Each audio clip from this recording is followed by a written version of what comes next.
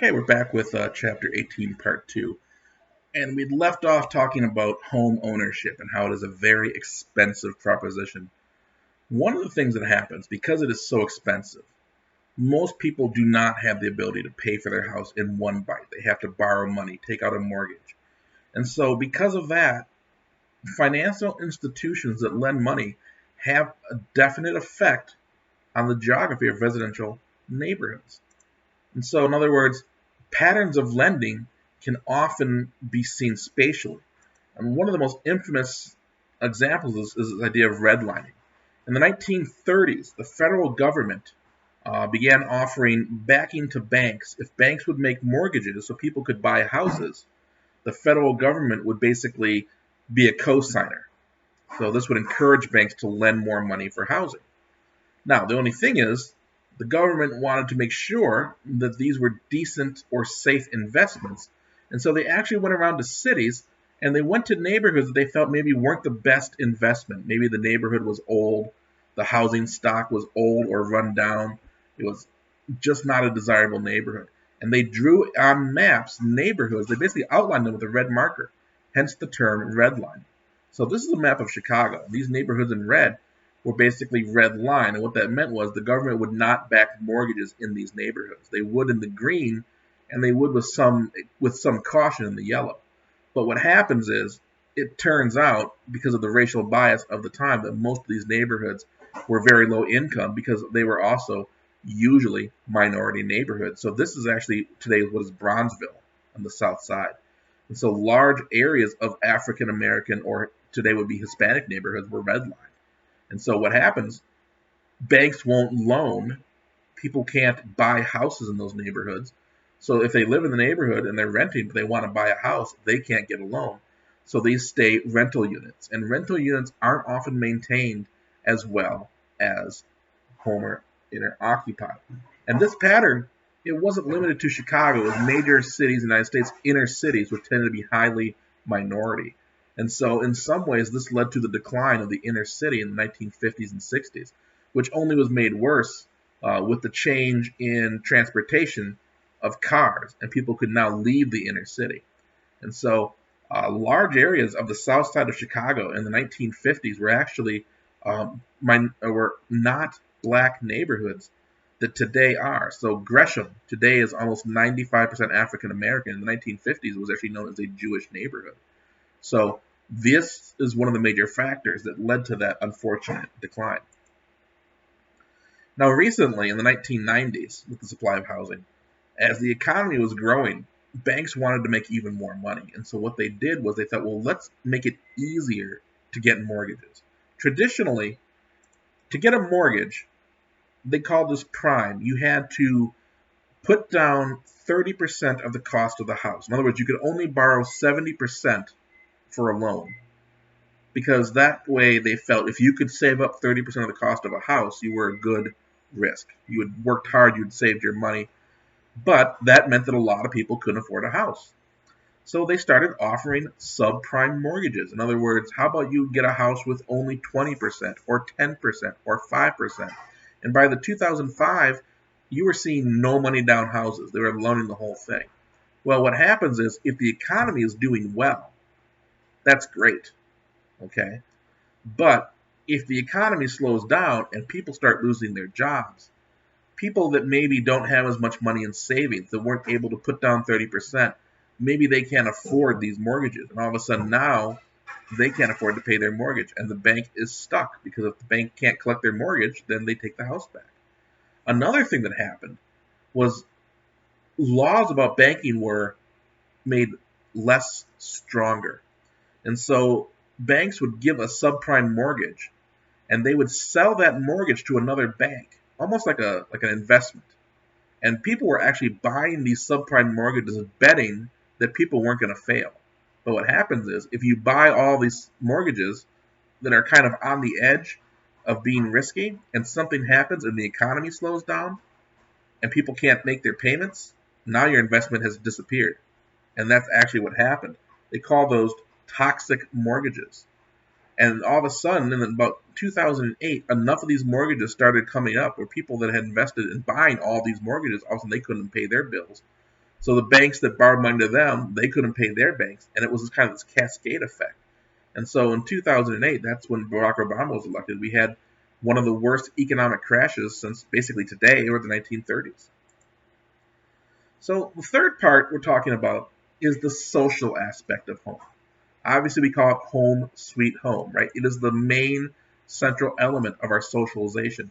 And in fact, you could argue today we're all locked in our homes. It is our only socialization. We don't go anywhere else, right? But home has meaning.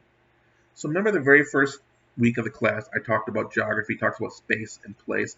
Home is where space, the absolute coordinates of 63rd and Ashland, becomes place. My mom's house, grandma's house, my bedroom, right?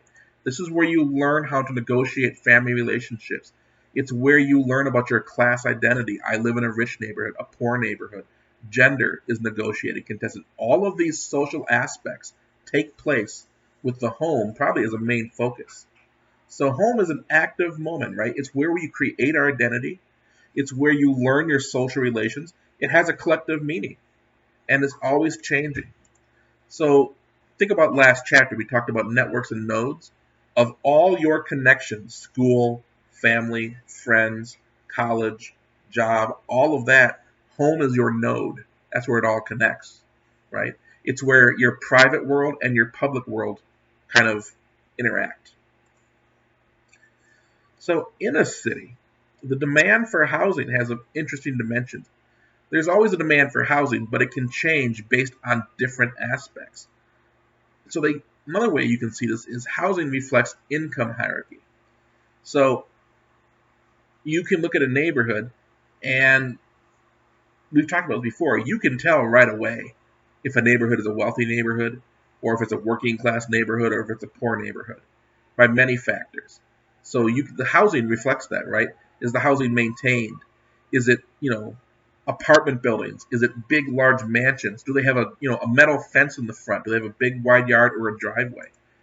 And the demand can vary over the course of your life.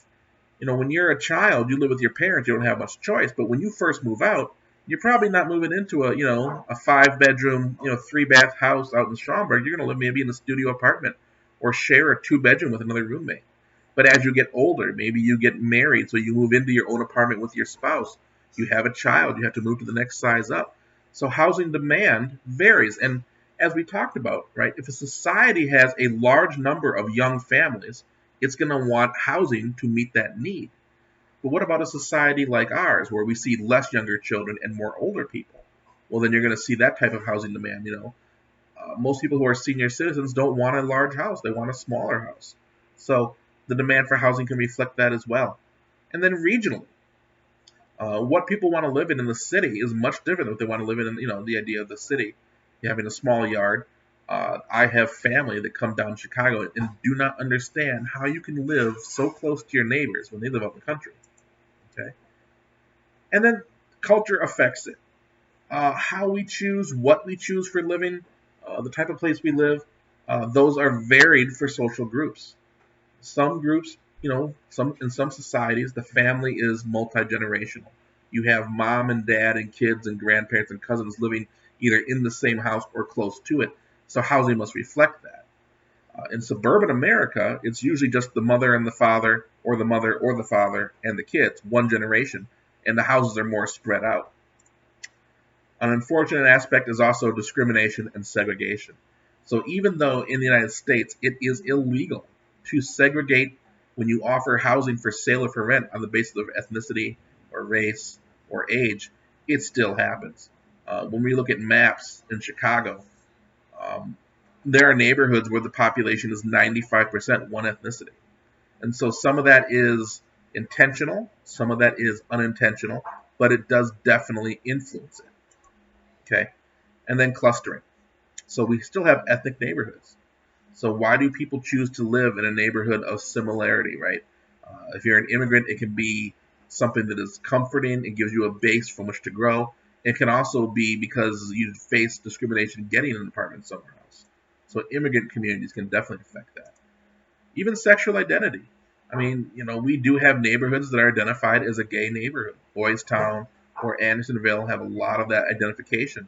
And in some ways, that is intentional clustering. In some ways, it was exclusionary. So geographers have models.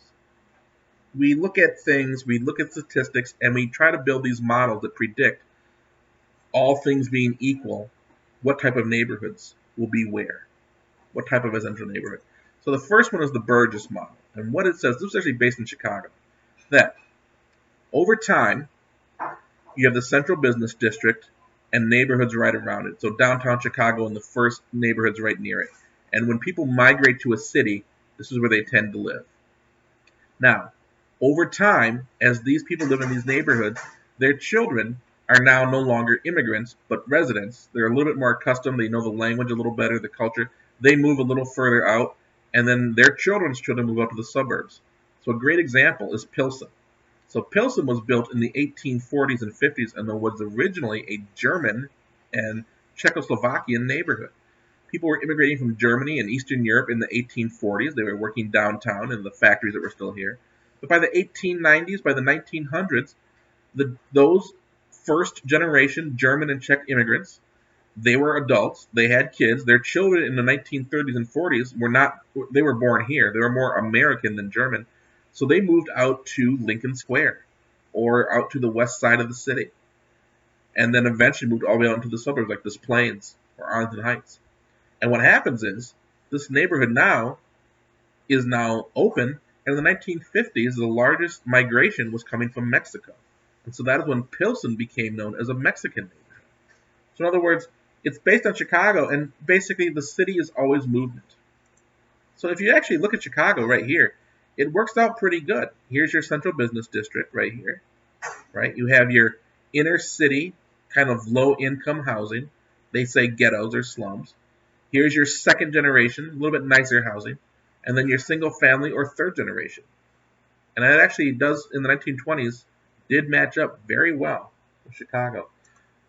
The Hoyt model, very similar. So this was the Burgess model, right? You have these inner rings. This just says that sometimes these rings aren't perfect circles, but maybe there's a line. So here's the central business district. But instead of this just being factories, here you have a row of factories. And maybe that's because there's a highway or a train line there. So you've kind of got these kind of sectors in a way. The Murdy model takes it even further and says, well, here is that original model, but let's add in different layers. So here's a layer about ethnicities. Different ethnicities live in neighborhoods differently. Here's a layer about income, and here's a layer of physical space, trains, lakes, and rivers. And this builds a composite. It takes into account more factors. All right. The last one is the Halon Short-Meccano method. And I think it's funny, the only reason it's in the book, honestly, is this guy right here, Short, is the author of the textbook. It's a composite model, so it takes in many different ideas of data. It says that everything is not neatly organized in circles. There are pockets of good and bad. But generally speaking, the inner suburbs are in crisis, and you have boomburgs. So here's the downtown. Now you have your first ring. You do have some lower income neighborhoods, but you have some neighborhoods that have been gentrified, which we'll talk about in a little bit. So you've got these pockets of good and bad, right? The first row of suburbs, so this would be like Evanston, Oak Park, Park Forest, Dolton, Alsop, the suburbs that are right next to the city. These suburbs now are aging themselves, and they're having issues. And what we're seeing is these brand new suburbs way out, like Naperville, or Schaumburg, or Gurnee, boomburgs, very affluent cities. Okay. Now, all these models are based on an American urban experience. That's not the same in every culture. This one, this Short model, talks about cities in the global south. So cities that were part of the colonial empires of Spain or France or England. And in them, you have a very small, compact city. This was the old city, the very first colonial city. And you had a colonial business district and a traditional business district by slums. And then around it, you had these zones, informal settlements, which we would call slums, ethnic neighborhoods, maybe an airport and a new suburb. So an accounting for that. All right. The last aspect of the context is this interlinking people in urban space. In other words, people move through space, so that's part of their experience, right? how we live or rest, or where we live, and then how we interact with other people, right? So do we interact with other people in different parts of the city? And certain spaces change, time, space. So think about this. If you go down to New Orleans during Mardi Gras, it is a big, wide open party, drinking in the streets and gosh knows what else, right? That's how you get those beads. But if you go there any other time, not quite the same way. Think about Chicago.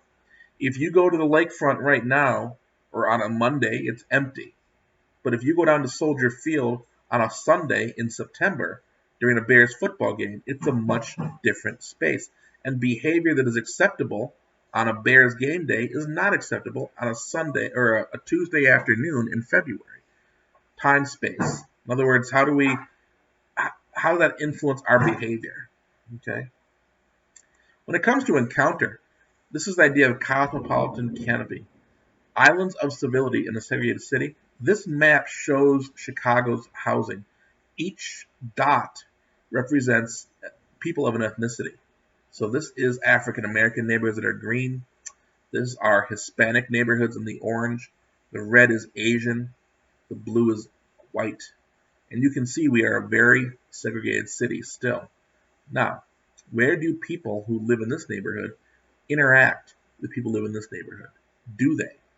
Does Chicago have large islands of civility? In other words, areas where people interact. So is that downtown? Do people come downtown from all different neighborhoods, or Navy Pier, or the lakefront?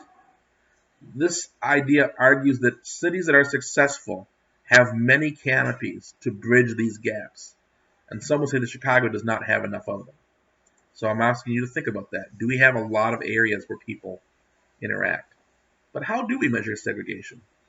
Well, two ways we can do it is the index of dissimilarity and the index of segregation. Index of dissimilarity measures just two groups. So you can look at, say, white and black, or you could look at Asian and Hispanic, but just two groups. And you say, how dissimilar are these two? In other words, how unevenly spread? If you were to just look at a random distribution, how far from that are you? So we do see that there's a high dissimilarity between people who are white and black and around this country and in the city. That tends to be the highest dissimilarity, the greatest separation. Okay. The index of segregation just looks at one group compared to the rest. So how segregated is this one group from everybody else, as opposed to just two? So how segregated are Hispanics? And when we do this, we see it's consistent levels for all groups. So here is this is for megalopolis, which is what New York, Philadelphia, Boston, the East Coast. And you can see right here, this is the dissimilarity. So between whites and blacks in the 1960s was at a 43.9, and it's held pretty steady at 47.1. Between whites and Asians, pretty steady. Between blacks and Asians, pretty steady. There has been a drop between Asians and Hispanics, but still pretty steady. When you look at groups as a whole, how much are they living separate from other groups? And you can see that whites have actually gone up in the 1980s and then dropped back down, right? But it's been almost steady for African Americans and for Asians. Hispanics seem to be the only group making any real progress on that. And so this actually just shows you Chicago. And you can see that overall, right, the greatest spread tends to remain between African Americans and other groups, specifically Asian, white, and Hispanic. Another way we can look at that is called location quotient. And what this is you just look at an area and you get a number that just says, to what extent are people of one group concentrated?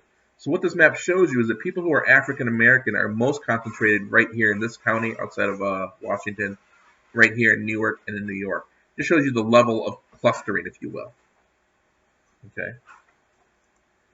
Now I'm going to pause right here, and we'll come back for part 3 in just a little bit.